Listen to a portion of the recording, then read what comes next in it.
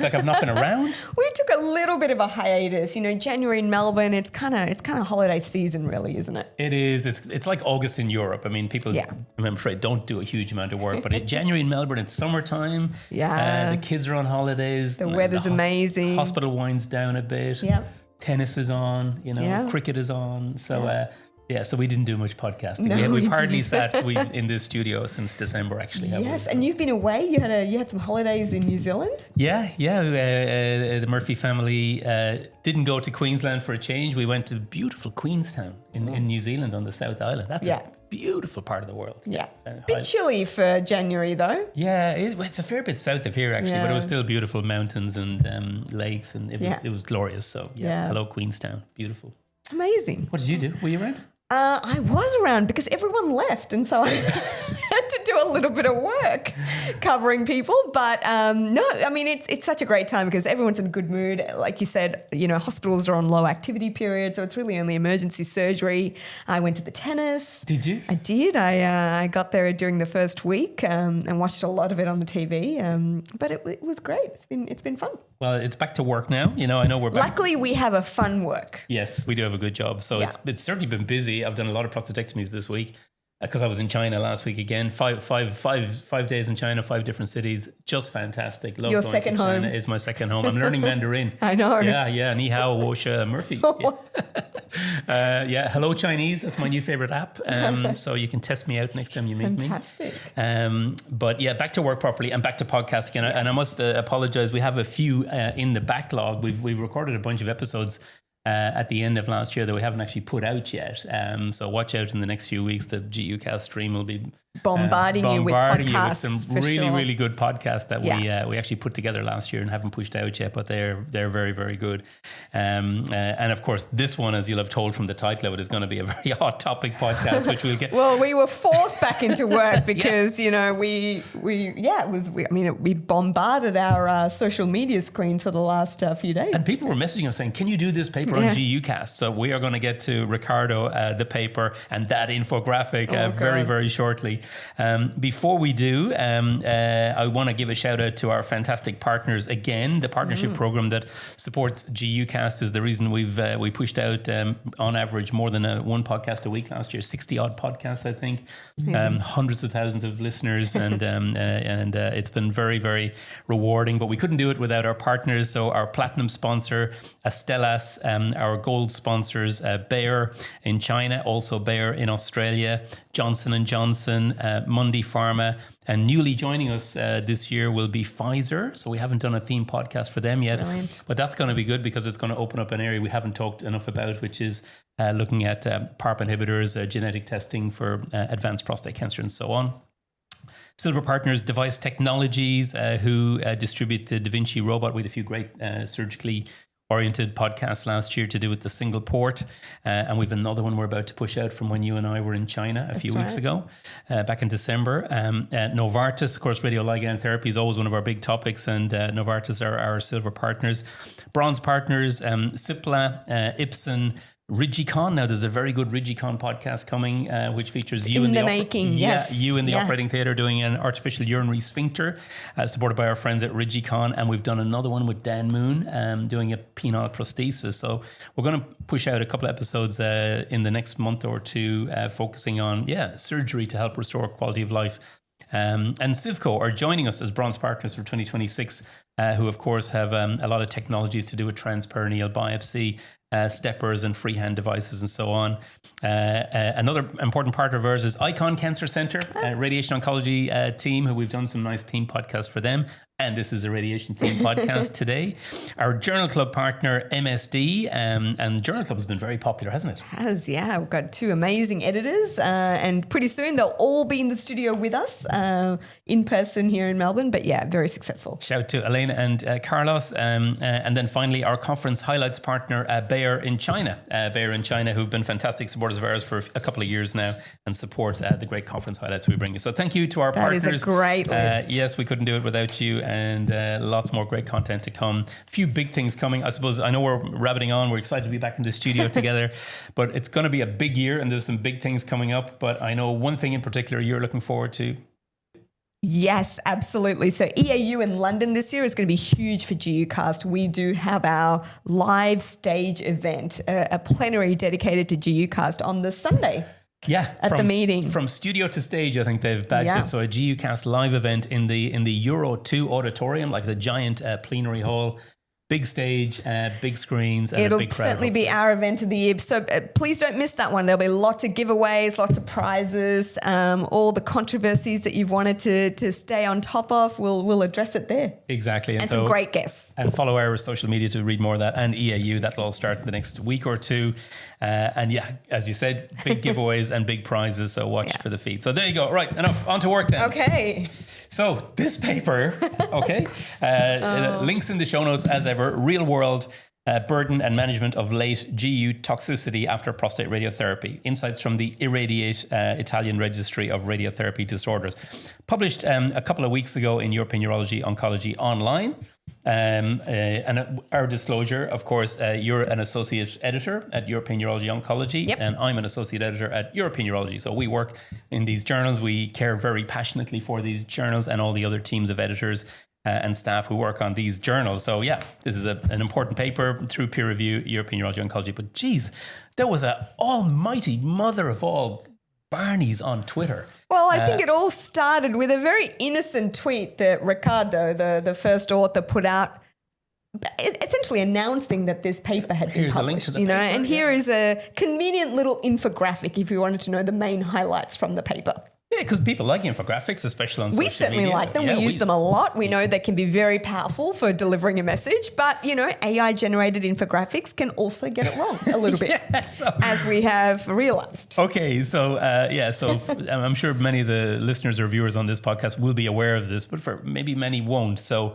we don't want to dive into the whole freaking schmozzle, to be honest. That it was Twitter at its absolute worst, was how I would describe some of the personal attacks on not just the first author, Ricardo, who you'll meet in a moment, but our friends, editors in the journal, other urology colleagues. It was just undignified, disrespectful, a shit show, if you don't mind me saying. And I think that's about all I want to say. We're not going to dive into the detail of it and call out all these various people who did that, but it was very, very undignified, I think.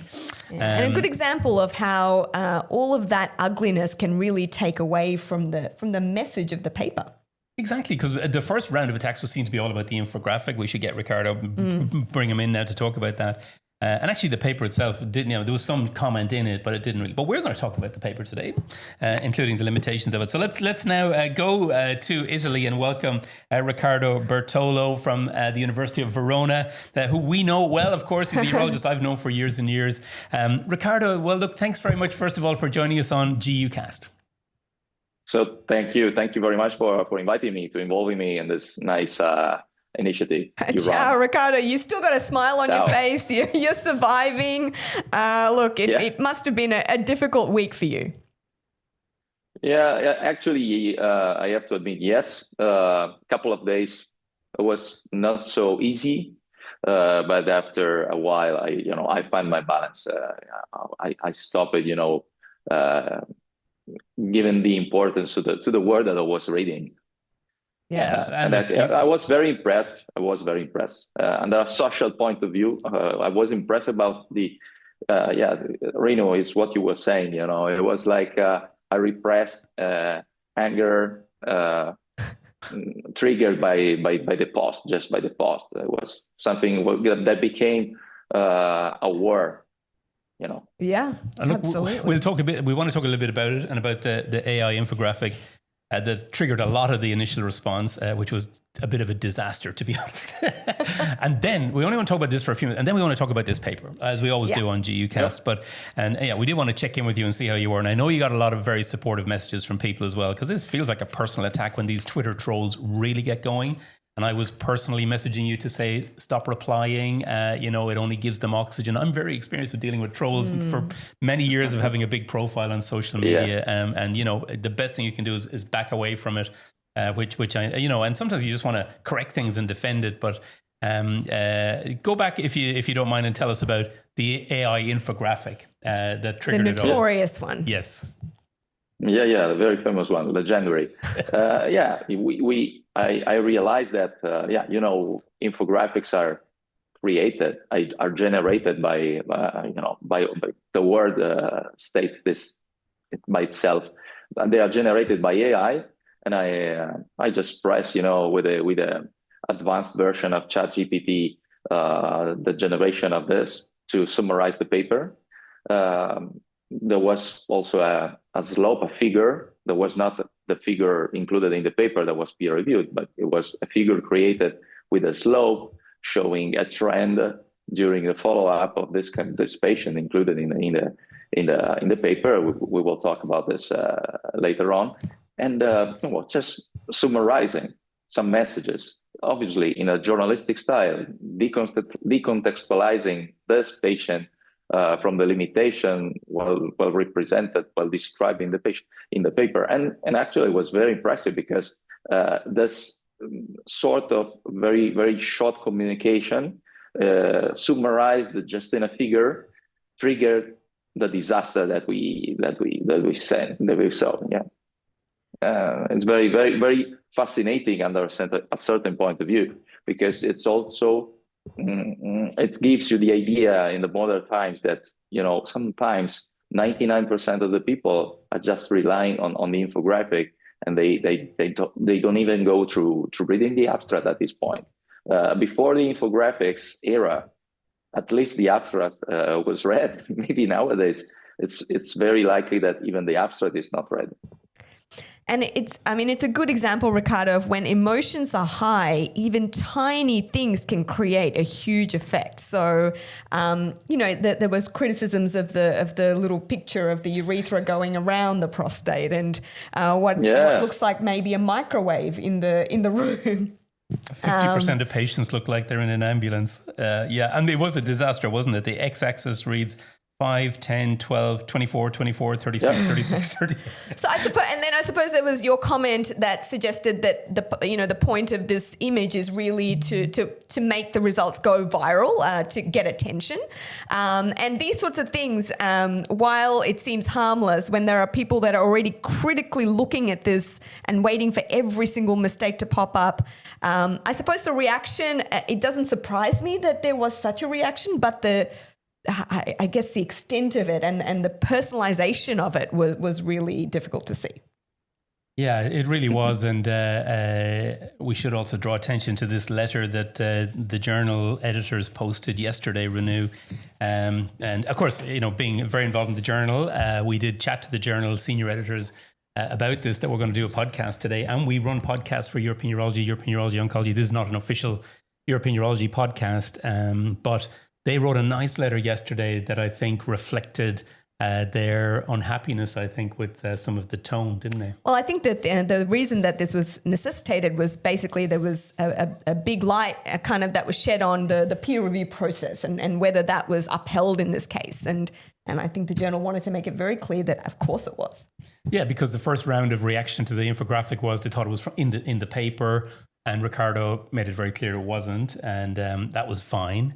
But what the journal, we'll put a link again to the journal tweet about this, but the editors-in-chief, so that's Alberto Briganti as the overall coordinating editor and editor of European Urology, Morgan Rupre as editor-in-chief of EUO, Christian Gradsky for EU Focus, and Jochen Waltz for EU Open Science. The journals affirmed that scientific debate is a cornerstone of academic progress. Critical discussion of published research is essential. It goes on. We recognize scientific publications can raise complex and sometimes strongly held views coming from a place of genuine professional concern. We respect this. It's most constructive when it's conducted respectfully, though, and thoughtfully, with a shared commitment to professionalism, fairness, intellectual integrity.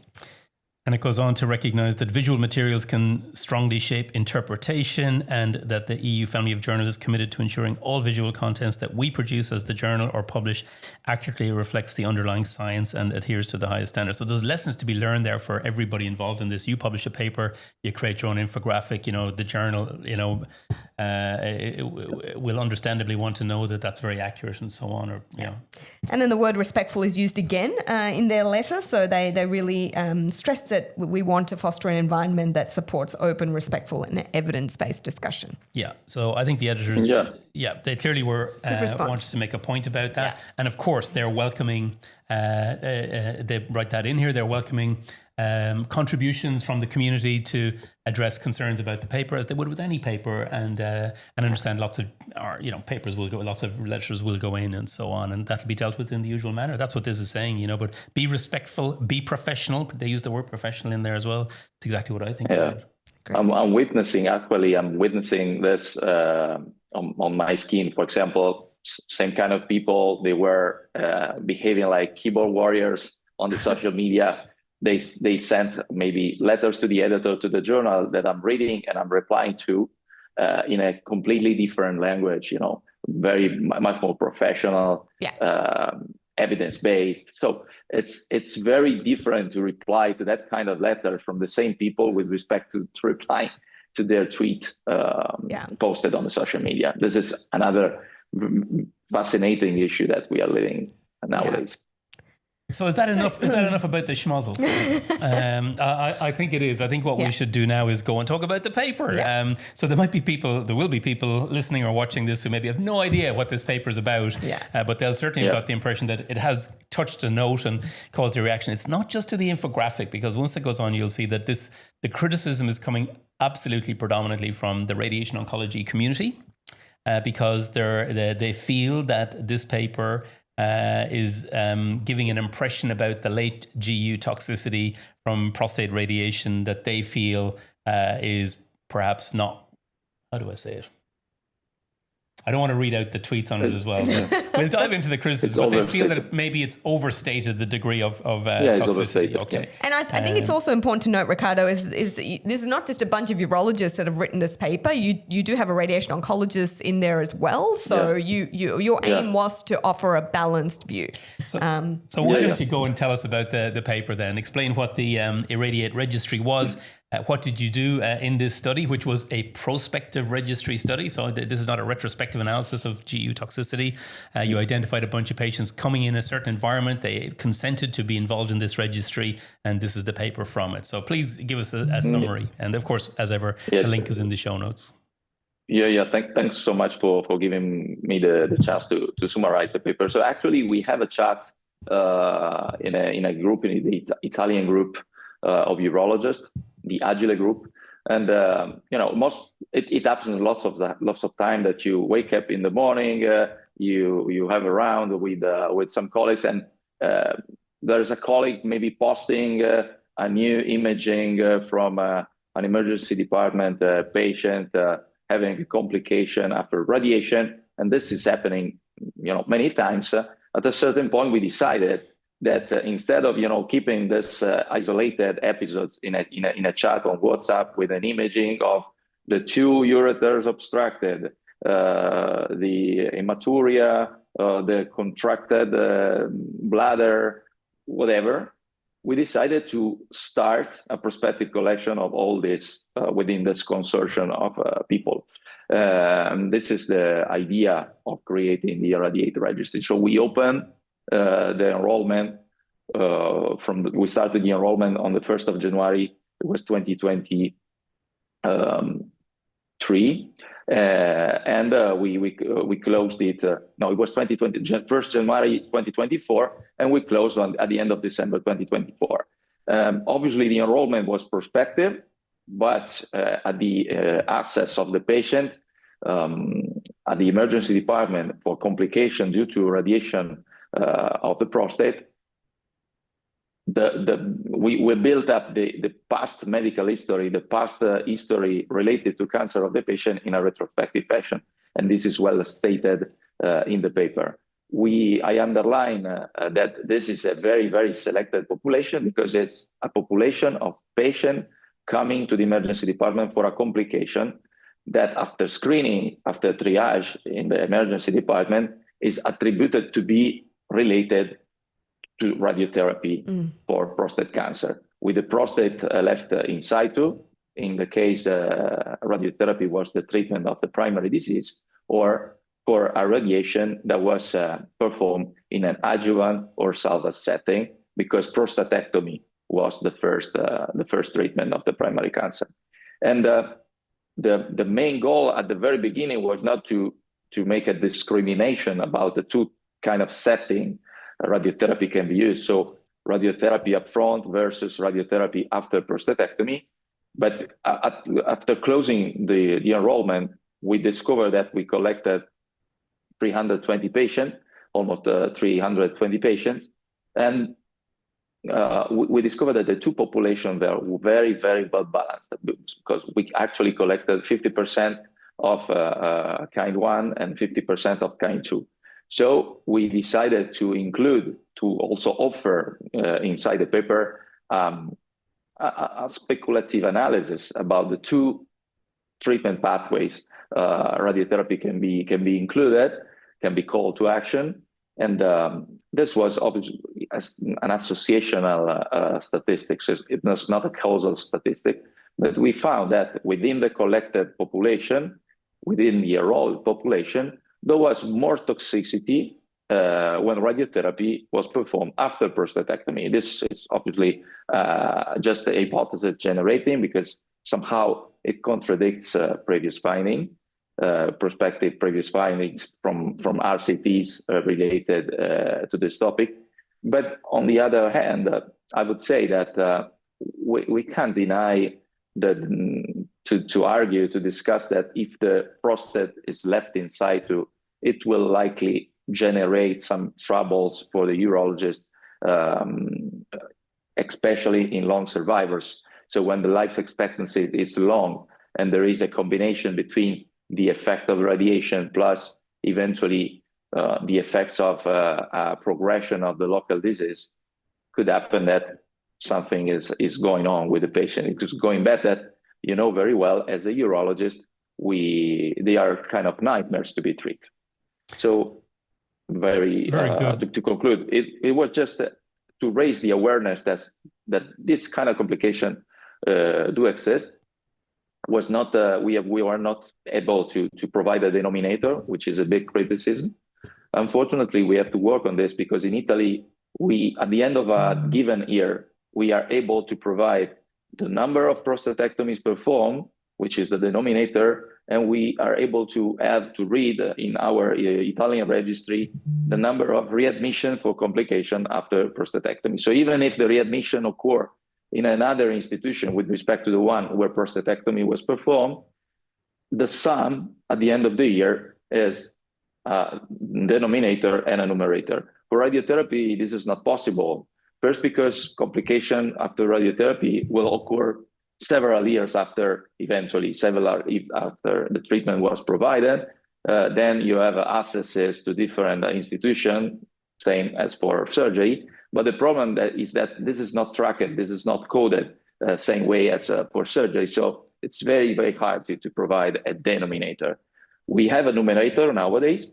Sometimes this numerator is missing in publications about radiotherapy, because if you go through RCTs related to radiotherapy treatment for prostate cancer, we don't read about major surgery there. So probably the denominator is lacking in our publication, but sometimes the numerator is lacking in some publication in about radiotherapy. So I was receiving some messages after my publication of support from urologists considering to start even a retrospective collection of salvacystectomies for radiation hemorrhagic cystitis. Because I would say that if we put all together the data, the isolated data that we have, probably 2 cases per year, 3 cases per year in a single institution. But at the end of the day, if you collect hundreds of this kind of surgery, you discover that actually there is a numerator. Very good. And so the total, the numerator in this was, you're reporting on, I think, 321 patients from 20 centers, prospective. And within that, the grade 3 to 5 toxicity was high, wasn't it, Ricardo? Yeah. So when these patients were coming to the hospital, what proportion were having a bad complication? Bad toxicity? It was 40. Yeah, it was 43%. So 43%. Within the patient admitted for different kind of urinary symptoms, bad problems, severe GU problems, 43% of them were classified as severe. Yeah. And what was the time from their radiation to the time of presentation? Because these are later. It was like, it was a median of 24 months from the treatment. But actually, the very interesting point for, obviously, again, I remark this is a very, very selected population. It was very interesting to see that for starting from the 321, within a follow-up of 60 months, there is a progressive increase in the number of this patient that will have to undergo for a surgical treatment, which can be endoscopic or even, unfortunately, a major surgical treatment. So that graph is getting a bit of criticism, but again, that'll be dealt with within the journalistic processes. You created a Kaplan-Meier curve showing the hospitalization-free probability, I think, or something like that. Yeah. I think making the point that the longer time goes on, the more likely patients are to be hospitalized and have intervention. Is that what I understand? Yeah, this is only true within this very selected cohort. It's not in general. But for this cohort of patients, it's presenting with complication. This will become more and more true within a follow-up. It's not true for everyone, but I would say maybe it can be extended to all the population because, again, I would say for long survivors, if you receive a treatment, a radiation therapy, when you are 50 years old, and you live up until 85, 90 years old, you have a very, very high probability that the toxicity from radiation that you receive at 50 years old will translate into some GU problems. And so I would extend, but this is an eminence-based opinion. It's not an evidence-based opinion. But I would extend this also to the overall population. For our paper, was true only within the specific setting of the enrollment, which is the patient presenting with complication. You're right. I mean, Ricardo, you've specified very clearly in your paper, one of the limitations is that this is a very select group. And not only is it a very select group, but it's a group that you've captured over 1 year, right? Prospectively.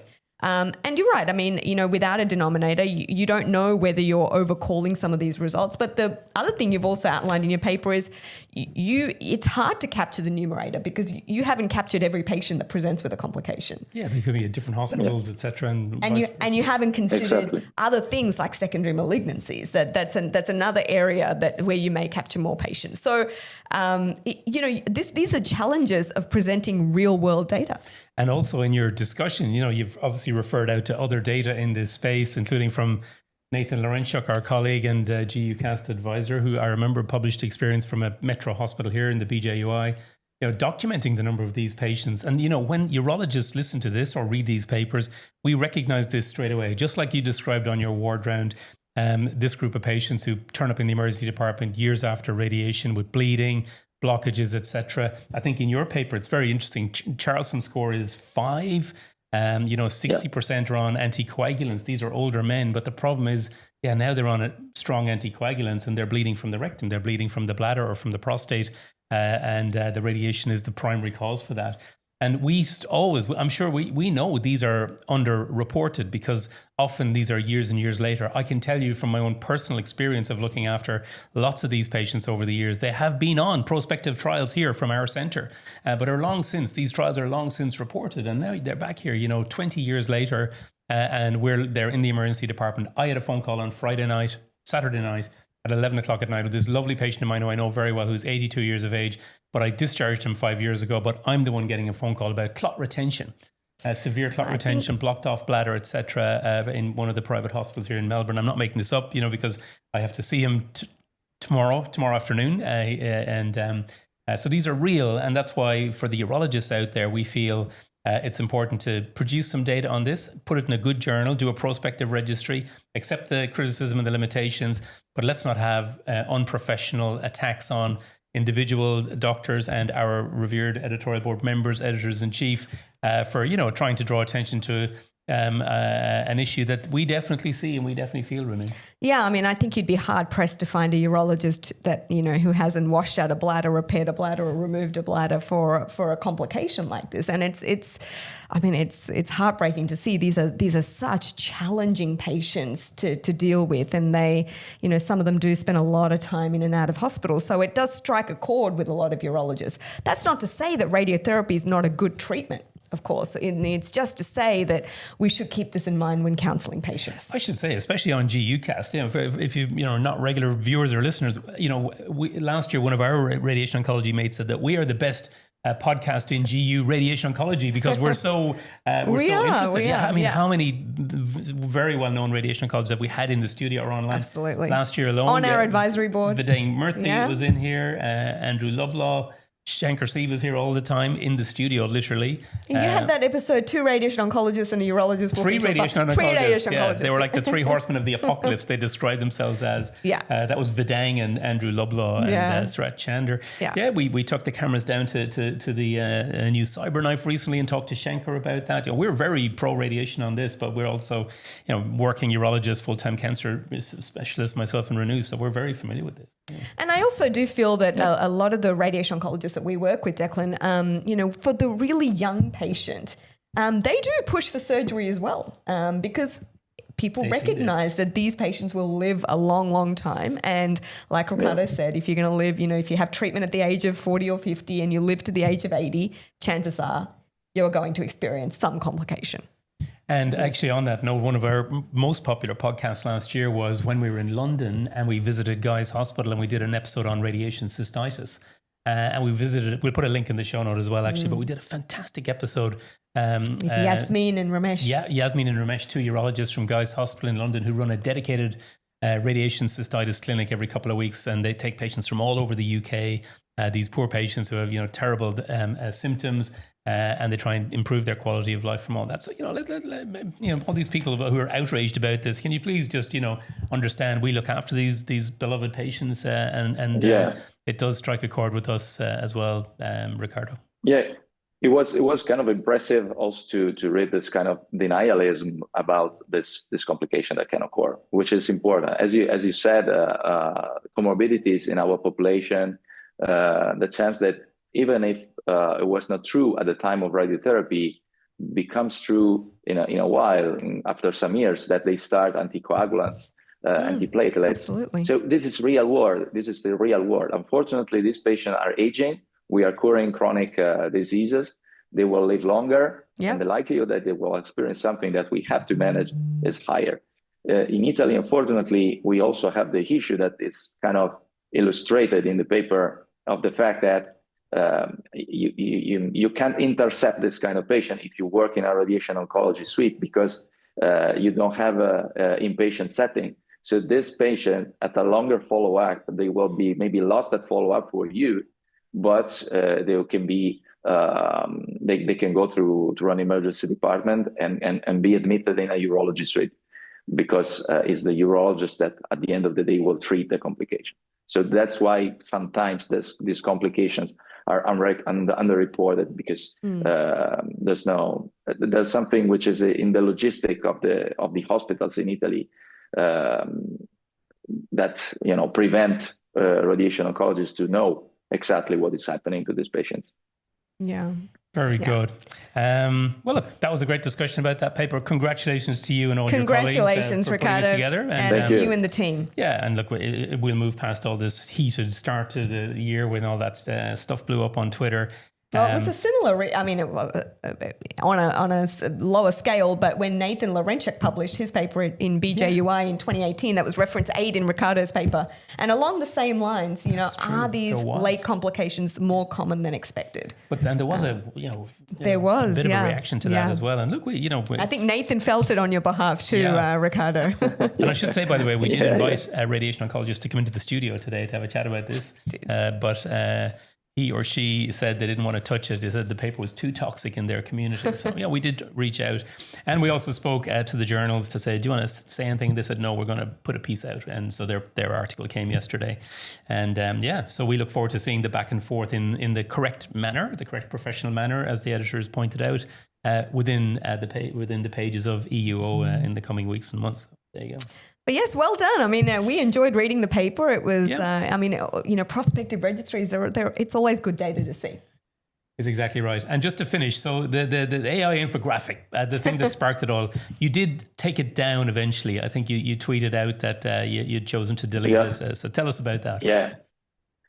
And after it was after reading a call for resignment of the editors, bad wordings to other supporting editors, associate editors of the EU Family Journal, being insulted also.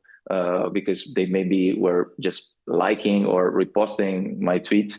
In the doubt that some people could have believed that the infographic was something related to the journal, I decided to clearly state this, that the infographic was just generated by the AI.